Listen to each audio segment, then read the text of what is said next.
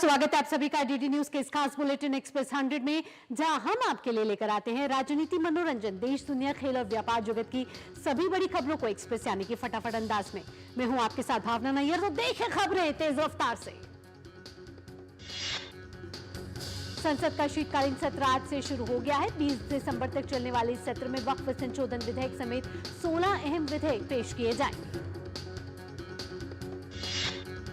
सत्र के पहले दिन लोकसभा की कार्यवाही बुधवार तक स्थगित की गई। सत्र शुरू होने से पहले पीएम मोदी ने मीडिया को संबोधित करते हुए कहा कि शीतकालीन सत्र में माहौल शीत रहेगा। पीएम मोदी ने विपक्ष, खासकर कांग्रेस पर निशाना साधते हुए बिना नाम लिए हुए कहा कि जिनको देश ने नकार दिया है वे संसद को बाधित करने का काम कर रहे हैं। पीएम मोदी ने कहा कि दुर्भाग्य से कुछ लोगों ने अपने राजनीतिक स्वार्थ के लिए जिनको जनता ने अस्वीकार किया है वे संसद में हुड़दंगबाजी कर रहे हैं। लोकसभा सदस्यों के पास आज से इलेक्ट्रॉनिक टैब पर डिजिटल पेन का उपयोग करके अपनी उपस्थिति दर्ज कराने का विकल्प मौजूद है। 26 नवंबर को मनाए जाने वाले संविधान दिवस के मौके पर लोकसभा अध्यक्ष ओम बिरला ने कहा कि 75 वर्षों में संविधान और ज्यादा सशक्त हुआ है।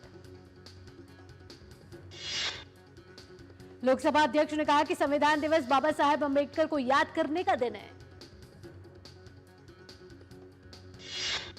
नई दिल्ली में आज हमारा संविधान हमारा स्वाभिमान पदयात्रा निकाली गई। मेजर ध्यानचंद नेशनल स्टेडियम से शुरू हुई इस पदयात्रा का नेतृत्व केंद्रीय मंत्री डॉक्टर मनसुख मंडाविया ने किया। पदयात्रा में शामिल केंद्रीय मंत्री पीयूष गोयल ने कहा कि प्रधानमंत्री मोदी ने पिछले 10 वर्षों में देश के संविधान को और भी ज्यादा मजबूती दी है। वहीं केंद्रीय मंत्री धर्मेंद्र प्रधान ने कहा कि न सिर्फ युवा, देश के सभी नागरिक संविधान से जुड़े। यह एक अपने आप में एक उपलब्धि है और पूरा देश संविधान दिवस को लेकर उत्साहित है। प्रधानमंत्री नरेंद्र मोदी आज नई दिल्ली के भारत मंडपम में अंतर्राष्ट्रीय सहकारी गठबंधन वैश्विक सहकारी सम्मेलन 2024 का उद्घाटन करेंगे। वैश्विक स्तर पर सहकारिता के शीर्ष संगठन आईसीए के 130 साल के इतिहास में आईसीए वैश्विक सहकारी सम्मेलन और आईसीए महासभा का आयोजन पहली बार भारत में हो रहा है। प्रधानमंत्री संयुक्त राष्ट्र अंतर्राष्ट्रीय सहकारिता वर्ष 2025 का शुभारंभ करेंगे, जो सहकारिता एक बेहतर विश्व का निर्माण करता है विषय पर केंद्रित होगा। पीएम इस अवसर पर एक स्मारक टिकट भी जारी करेंगे। सम्मेलन में भूटान के प्रधानमंत्री और फिजी के उप प्रधानमंत्री और साथ ही 100 देशों से अधिक के लगभग 3000 प्रतिनिधि भाग लेंगे। आज केंद्रीय महिला एवं बाल विकास मंत्री अन्नपूर्णा देवी नई दिल्ली से राष्ट्रीय अभियान अब कोई बहाना नहीं का शुभारंभ करेंगी। इस अवसर पर केंद्रीय मंत्री शिवराज सिंह चौहान और चंद्रशेखर पेमासानी भी उपस्थित होंगे। अभियान का उद्देश्य लैंगिक हिंसा को समाप्त करने के लिए जनता, सरकार और प्रमुख हितधारकों से जरूरी कदम उठाने का आह्वान करना है। अभियान में लैंगिक हिंसा को समाप्त करने के लिए प्रत्येक नागरिक सहित सभी हितधारकों जवाबदेही की आवश्यकता को दर्शाने के लिए एक फिल्म भी जारी की जाएगी। महाराष्ट्र में भाजपा विधायक दल की बैठक आज होगी। मुंबई में आज भाजपा के नवनिर्वाचित विधायक अपने नेता का करेंगे चुनाव। देवेंद्र फडणवीस के भाजपा विधायक दल के नेता चुने जाने की उम्मीद है। भाजपा के नेतृत्व में महायुति गठबंधन ने राज्य में 235 सीटों पर जीत हासिल की है। महायुति के सहयोगी दलों शिवसेना और एनसीपी ने एकनाथ शिंदे और अजीत पवार को नेता चुन लिया है। शिवसेना विधायक दल की बैठक में एकनाथ शिंदे की प्रशंसा करी गई। बैठक में प्रधानमंत्री मोदी और गृह मंत्री अमित शाह का भी आभार जताया गया। आज मुंबई में भारतीय जनता पार्टी की चुनाव संचालन समिति की बैठक आयोजित की गई है। बैठक में पार्टी की ऐतिहासिक जीत के बाद विधानसभा चुनाव की समीक्षा होगी। महाराष्ट्र विधानसभा चुनाव में कांग्रेस की करारी हार के बाद प्रदेश अध्यक्ष नाना पटोले ने चुनाव में खराब प्रदर्शन की जिम्मेदारी लेते हुए इस्तीफा दे दिया। वहीं झारखंड में 28 नवंबर को हेमंत सोरेन मुख्यमंत्री पद की शपथ लेंगे। कल हेमंत सोरेन ने राज्यपाल के सामने सरकार बनाने का दावा पेश किया। आरएलएम अध्यक्ष उपेंद्र कुशवाहा ने कहा कि बिहार में कुछ लोगों के दावों की पोल खुल गई है और अब सभी सीटें एनडीए के खाते में चली गई हैं।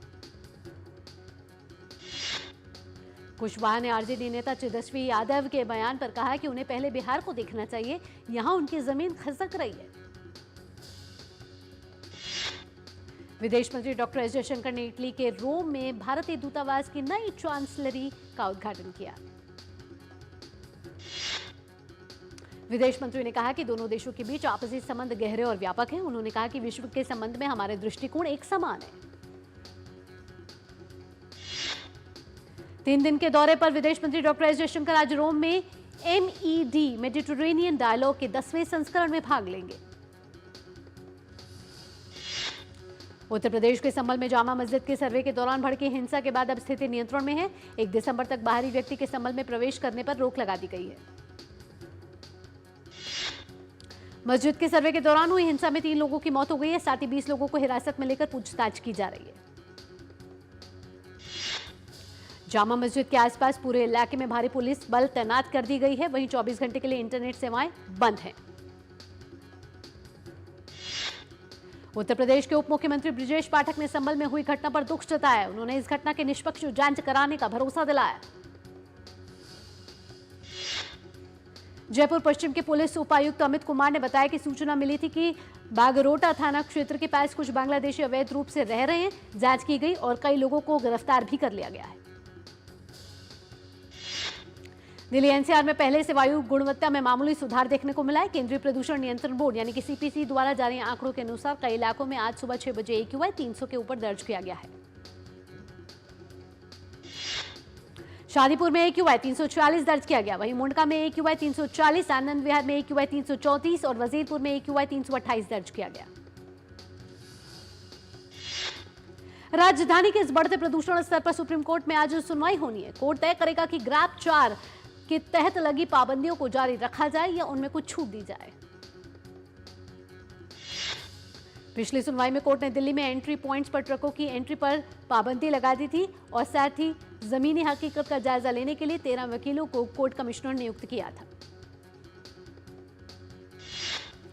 उधर कांग्रेस सांसद रजीत रंजन ने दिल्ली में वायु प्रदूषण पर अल्पकालिक चर्चा के लिए राज्यसभा के महासचिव को पत्र लिखा है। सुप्रीम कोर्ट ने पंजाब के पूर्व मुख्यमंत्री बेअंत सिंह की हत्या के दोषी बलवंत सिंह राजूवानो की याचिका पर सुनवाई केंद्र के आग्रह पर 4 हफ्ते के लिए टाली। अतिरिक्त सॉलिसिटर जनरल KM नटराज ने कहा कि यह बहुत संवेदनशील मामला है। मामला विचाराधीन है और एजेंसियों से भी इनपुट का इंतजार है। संविधान की प्रस्तावना से समाजवाद और पंथ निरपेक्ष शब्दों को हटाने की मांग वाली याचिका पर सुप्रीम कोर्ट सुनवाई करेगा। उत्तर प्रदेश के बरेली में GPS सिस्टम के भरोसे चल रही कार निर्माणाधीन पुल पर चढ़ी और रामगंगा में जा गिरी, जिसमें कार में सवार 3 लोगों की मौत हो गई। दिल्ली के भारत मंडपम में चल रहे भारत अंतर्राष्ट्रीय व्यापार मेले में रविवार को जमकर भीड़ उमड़ी। यहां मिल रहे अच्छे रुझान से व्यापारी वर्ग भी काफी उत्साहित नजर आए।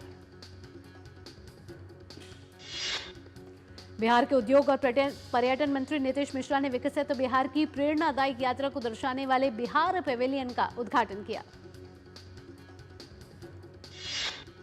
मेले में उत्तराखंड के मुख्यमंत्री पुष्कर सिंह धामी ने उत्तराखंड राज्य दिवस समारोह का उद्घाटन किया। इस मौके पर केंद्रीय सड़क परिवहन और राजमार्ग राज्य मंत्री अजय टम्टा और पूर्व मुख्यमंत्री तीरथ सिंह रावत भी मौजूद रहे। भारत अंतर्राष्ट्रीय व्यापार मेले में ओडिशा का पंडाल भी आकर्षण का केंद्र बना हुआ है। विकसित ओडिशा विकसित भारत 2047 की थीम पर पंडाल को सजाया गया है। हीरो मोटोकॉर्प अपनी अमेरिकी भागीदार जीरो मोटरसाइकिल्स के साथ एक मध्यम आकार की प्रदर्शन खंड की इलेक्ट्रॉनिक मोटरसाइकिल विकसित करने के अग्रिम चरण में है। एप्पल ने भारत में चालू वित्त वर्ष के पहले 7 महीनों में $10 अरब मूल्य के मोबाइल फोन का उत्पादन किया है, जो पिछले वित्त वर्ष की समान अवधि से 37% अधिक है।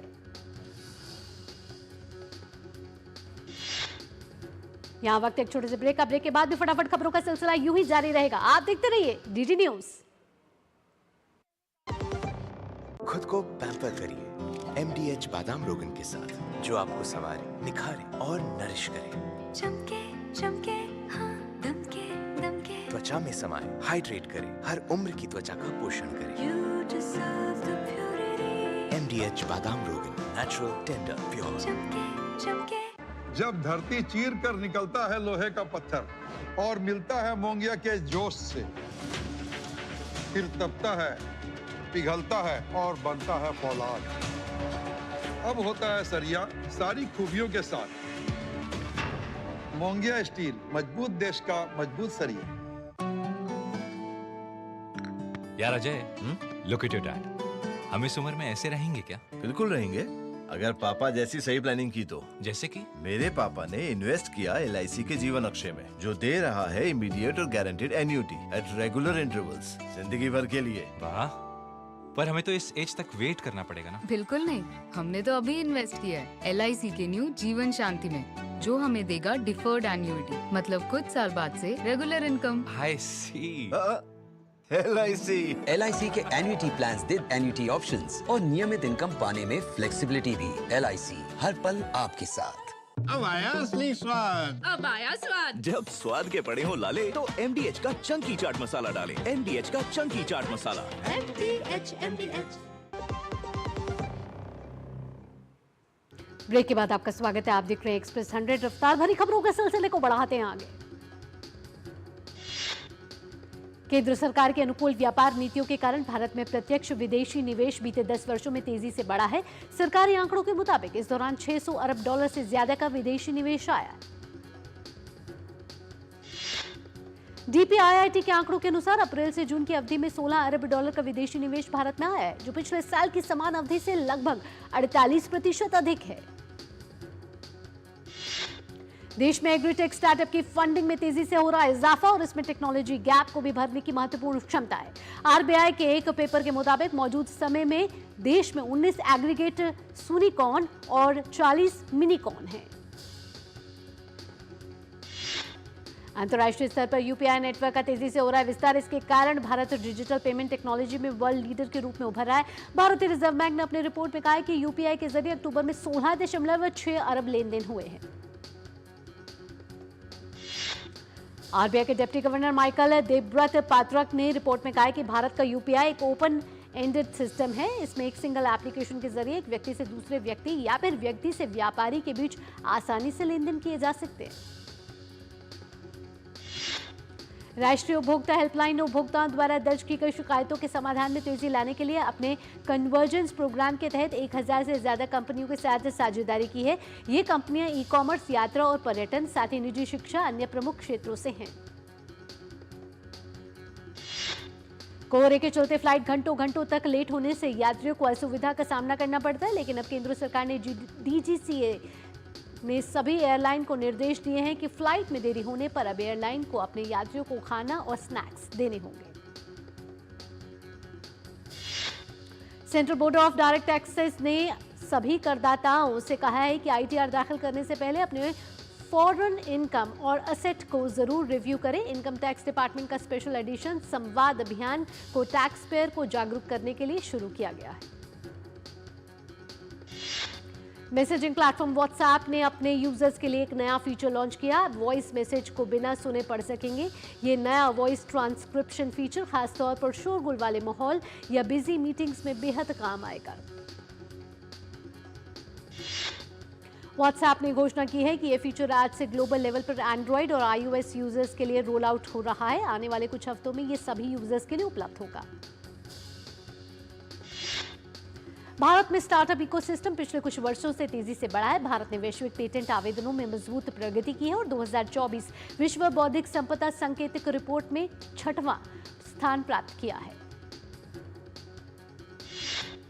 रिजर्व बैंक ने गोल्ड लोन देने वाली कंपनी और बैंकों को निर्देश दिया है कि वे अपने ग्राहकों को लोन चुकाने के लिए नए विकल्प पेश करें। नए नियमों के तहत कंपनियों को होम लोन और ऑटो लोन की तरह गोल्ड लोन चुकाने के लिए मासिक किश्त का विकल्प देना होगा। बिहार में पथ निर्माण विभाग अपनी सड़कों की स्थिति की रिपोर्ट अब AI और मशीन लर्निंग से जुटाएगा। शुरुआत में 2000 किलोमीटर सड़क को पायलट प्रोजेक्ट के तहत इस योजना से जोड़ा गया है। सड़क के गड्ढे, सड़क के किनारे उगी घास आदि पर AI सेंसर लगे वाहन से नजर रखी जाएगी। बोलीविया में शनिवार को भारी बारिश के कारण पासा जाउइरा नदी उफान पर आ गई, जिससे ला पाज के बाहरी इलाकों में बाढ़ आ गए और कई लोग फंस गए। बोलीविया में बाढ़ से कम 26 लोग घायल हुए और 40 से अधिक घर क्षतिग्रस्त हुए। निवासियों को निकालने और क्षेत्र को साफ करने में मदद करने के लिए लगभग 300 सैन्य कर्मियों को तैनात किया गया था। इजरायल ने रविवार को बैरूत के हिजबुल्लाह नियंत्रित दक्षिणी उपनगरों पर हमला किया, जहां पिछले 2 हफ्तों से बमबारी में तेजी देखी गई है। लेबनान के स्वास्थ्य मंत्रालय ने रविवार को मरने वालों की संख्या 20 से बढ़कर 29 कर दी है। कैलिफोर्निया के सोनोमा काउंटी में पिछले 3 दिनों में रिकॉर्ड बारिश हुई है। एक वायुमंडलीय तूफान ने अपने अंगूर के बागों के लिए प्रसिद्ध क्षेत्र को तबाह कर दिया। फिलीपींस के मनीला के डाउनटाउन में दर्जनों झुग्गी झोपड़ियों में भीषण आग लग गई, जिससे सैकड़ों निवासी बेघर हो गए हैं। अग्निशमक दल को आग लगने का कारण पता नहीं चल पाया। दक्षिणी मैक्सिकन राज्य तबास्को में एक सशस्त्र कमांडो विलहेर मोसा शहर में स्थित बार में घुसा, कथित तौर पर एक ग्राहक पर सीधा हमला किया, जिसके कारण 6 लोगों की मौत हो गई और 10 लोग घायल। पाकिस्तान सरकार की एक टीम सांप्रदायिक समूहों के बीच 7 दिवसीय युद्ध विराम समझौते में मध्यस्थता कराने में कामयाब रही। टीम के सदस्यों ने कहा कि कई दिनों से चली आ रही झड़पों का अंत हुआ है। इन झड़पों में कम से कम 68 लोग मारे गए थे। खैबर पख्तूनख्वा में सूचना मंत्री और सरकार के प्रवक्ता मोहम्मद अली सैफ ने समाचार एजेंसी रॉयटर्स को जानकारी दी है कि शिया और सुन्नी दोनों नेता उन हमलों को रोकने पर सहमत हुए हैं। लेबनान से उत्तरी और मध्य इजराइल में 200 से अधिक रॉकेट दागे गए, जिससे कई स्थानों पर क्षति हुई है और लोग घायल हुए हैं। तेल अवीव के पास मध्य इजरायली शहर पेठा टेकवा में रिहायशी इलाके में सीधा हमला होने से भारी नुकसान हुआ है। पश्चिमी सूडान में अर्धसैनिक रैपिड सपोर्ट फोर्सेस द्वारा किए गए हमले में कम से कम 15 नागरिक मारे गए हैं और 20 अन्य घायल हो गए हैं। सूडानी सशस्त्र बल की इन्फेंट्री डिवीजन ने यह जानकारी दी है। उरुग्वे के सत्तारूढ़ गठबंधन के उम्मीदवार अवारो डेलगाडो ने रविवार को राष्ट्रपति चुनाव के परिणाम से पहले ही केंद्र वाम प्रतिद्वंद्वी यमांडू ओरसी से हार मान ली है। उरुग्वे के राष्ट्रपति लैकले पाउ ने यमांडू ओरसी को उनकी अनुमानित जीत पर बधाई दी है। उरुग्वे की जनता ने राष्ट्रपति चुनाव में दूसरे चरण का मतदान किया, जिसमें रूढ़िवादी सत्ताधारी पार्टी और वामपंथी गठबंधन के बीच कांटे का मुकाबला है। दूसरे चरण का मतदान समाप्त होने के बाद अब वोटों की गिनती पर सबकी नजरें टिकी हैं। पर्थ टेस्ट में जीत से चंद कदम दूर अब भारत 534 रन के लक्ष्य का पीछा करते हुए ऑस्ट्रेलिया की आधी टीम पेविलियन वापस। पर्थ टेस्ट में चला विराट कोहली का जादू, पर्थ के मैदान पर लगाया अपना दूसरा शतक, वहीं टेस्ट करियर में जड़ा 30वां शतक। आईपीएल 2025 की मेगा ऑक्शन में ऋषभ पंत को लखनऊ सुपर जायंट्स ने 27 करोड़ में खरीदा। मोहम्मद सिराज को गुजरात टाइटंस ने 12.25 करोड़ में खरीदा। उनका बेस प्राइस 2 करोड़ रुपए था। अर्शदीप सिंह को पंजाब किंग्स ने 18 करोड़ रुपए में खरीदा। अर्शदीप का बेस प्राइस 2 करोड़ रुपए था। वक्त एक और छोटे से ब्रेक के बाद भी रफ्तार भरी खबरों के सिलसिले को जारी रखेंगे। आप देखते रहिए एक्सप्रेस 100।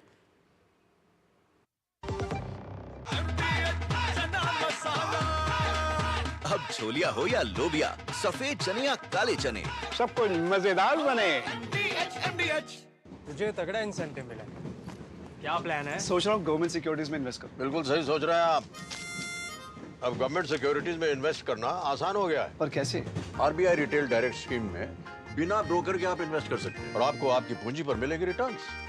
आरबीआई पोर्टल पर जाइए, मुफ्त में अकाउंट खोलिए और अपने बैंक खाते से सीधे पैसे इन्वेस्ट कीजिए। सुरक्षित, आसान। रिटायरमेंट के बाद मैं भी यही इन्वेस्ट करूंगा। बहुत सही कह रहे हैं आप। आरबीआई कहता है जानकार बनिए, सतर्क रहिए। मेरी पसंद। मेरी पसंद। मेरी पसंद। मेरी पसंद। हमारी पसंद। हम सबकी पसंद। मजबूत देश का मजबूत सरिया हो गया स्टील। MDH की देगी मिर्च, देगी मिर्च का तड़का, अंग अंग फड़का। MDH की देगी मिर्च। ब्रेक के बाद आपका स्वागत है। आप देख रहे हैं एक्सप्रेस 100। खेल और एंटरटेनमेंट जगत की खबरों का रुख करते हैं। अंदाज रहेगा फटाफट। भारत के ग्रैंडमास्टर डी गुकेश आज से विश्व शतरंज चैंपियनशिप में चीन के डिंग लिरेन को चुनौती देंगे। 14 बाजियों की ये चैंपियनशिप 12 दिसंबर तक चलेगी। 14 क्लासिकल मुकाबले खेले जाएंगे और पहले 7.5 अंक हासिल करने वाला खिलाड़ी विजेता के तौर पर सामने होगा। गुकेश विश्व चैंपियन रैंकिंग में 5वें नंबर पर पहुंच गए हैं। उन्होंने अप्रैल में कैंडिडेट्स खिताब जीतकर लिरेन के खिलाफ विश्व चैंपियनशिप मुकाबला खेलने का हक हासिल किया। डीडी न्यूज से बातचीत में भारतीय शतरंज ओलंपियाड कोच श्रीनाथ नारायण ने कहा, मुकाबले में फेवरेट के तौर पर गुकेश होंगे सामने। शारीरिक शिक्षा, खेल और फिटनेस के क्षेत्र में उत्कृष्ट योगदान देने वाले शिक्षकों और प्रशिक्षकों को केंद्रीय खेल मंत्रालय द्वारा 7वें physical education foundation of India पुरस्कार से सम्मानित किया गया। Red Bull driver Max Verstappen ने जीता लास वेगास ग्रैंड प्री का खिताब। 4 विश्व चैंपियनशिप खिताब जीतने वाले सिर्फ छठे रेसर बने वर्स्टैपेन। मैक्स वर्स्टैपेन ने लास वेगास ग्रैंड प्री में 5वें स्थान पर रहकर प्रतिद्वंद्वी लैंडो नोरिस को विश्व खिताब जीतने से वंचित कर दिया। इंग्लिश प्रीमियर लीग में मैनचेस्टर यूनाइटेड और इप्सविच टाउन के बीच खेला गया मुकाबला 1-1 से रहा ड्रॉ। रुबेन एमोरिम के प्रशिक्षण में रहा पहला मुकाबला। स्पेनिश ला लीगा में रियल मैड्रिड ने फिर दिखाया जीत का जोर। लेगेंस की टीम को 3-0 से हराया। इटली ने जीता डेविस कप का खिताब। फाइनल में नीदरलैंड को हराया। जीत में यानिक सिनर का चला जादू। एक्टर वरुण धवन की फिल्म बेबी जॉन का पहला गाना नैन मटक का हुआ रिलीज। कंगना रनौत की फिल्म इमरजेंसी 17 जनवरी को थिएटर्स में दस्तक देने के लिए अब तैयार है। रामचरण की आगामी फिल्म गेम चेंजर का तीसरा गाना 28 नवंबर को रिलीज किया जाएगा। गोवा में चल रहे 55वें अंतर्राष्ट्रीय फिल्म महोत्सव यानी कि एफी में अनुपम खेर ने बताया, 2025 में रिलीज होने वाली फिल्म तन्वी द ग्रेट की शूटिंग पूरी की जा चुकी है। 55वें भारतीय अंतर्राष्ट्रीय फिल्म महोत्सव इफी के चौथे दिन रविवार को सबसे ज्यादा चर्चा फिल्म बाजार की रही। उन्नी मुकुंदन की फिल्म मार्को 20 दिसंबर को रिलीज की जाएगी। यह फिल्म हिंदी भाषा में भी होगी रिलीज। जिमी शेरगिल, तमन्ना भाटिया और अविनाश तिवारी स्टार्टर सिकंदर का मुकद्दर 29 नवंबर से केवल नेटफ्लिक्स पर होगी स्ट्रीम। फिल्म पुष्पा 2 के निर्माता अर्चना ने चेन्नई में कार्यक्रम में कहा कि फिल्म को लगभग 800 स्क्रीन पर रिलीज करने की योजना बनाई जा रही है और पहले दिन तमिलनाडु में 3500 शो होंगे। मोस्ट अवेटेड फिल्म अलू अर्जुन की फिल्म पुष्पा 2 5 दिसंबर को होगी रिलीज। फिल्म बैरोज 25 दिसंबर को रिलीज की जाएगी। ये एक एक्शन और एडवेंचर से भरी फिल्म है।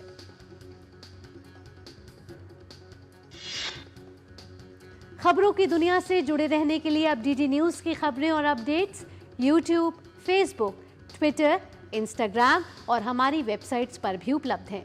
आप इन्हें फॉलो और सब्सक्राइब कर सकते हैं। इसी के साथ एक्सप्रेस 100 में फिलहाल इतना ही। देश और दुनिया की बड़ी और अहम खबरों के लिए आप देखते रहिए डीडी न्यूज, क्योंकि डीडी न्यूज ही है भरोसा सच का। मुझे दीजिए अनुमति। नमस्कार।